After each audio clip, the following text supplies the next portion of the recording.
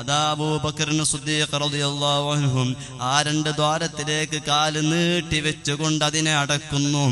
ആ മടിയിൽ മുത്തുനബി സല്ലല്ലാഹു അലൈഹി വസല്ലമ തങ്ങൾ കിടക്കുന്നു. അല്പസമയം കഴിഞ്ഞപ്പോൾ ബഹുമാനപ്പെട്ട അബൂബക്കറിന് സിദ്ദീഖ് റളിയല്ലാഹു അൻഹുവിനെ ഒരു വിഷപ്പാമ്പ് ദ്വാരത്തിൽ നിന്നും കടിക്കുന്നു. സഹിക്കാൻ കഴിയുന്നില്ല.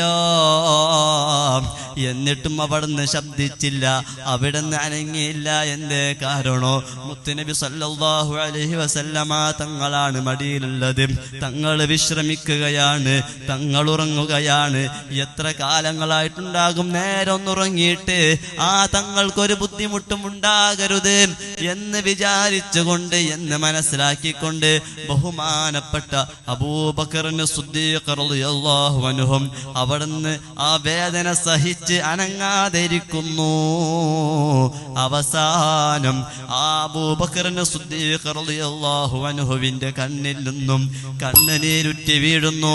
മുത്തുനബി സല്ലല്ലാഹു അലൈഹി വസല്ലമ തങ്ങളുടെ മുഖത്തേക്ക് വീഴുന്നു. തങ്ങൾ ചോദിക്കുന്നു, മാലക യാ അബൂബക്കർ, എന്ത് പറ്റി അബൂബക്കറെ? എന്തിനാണ് കരയുന്നത് അബൂബക്കറെ?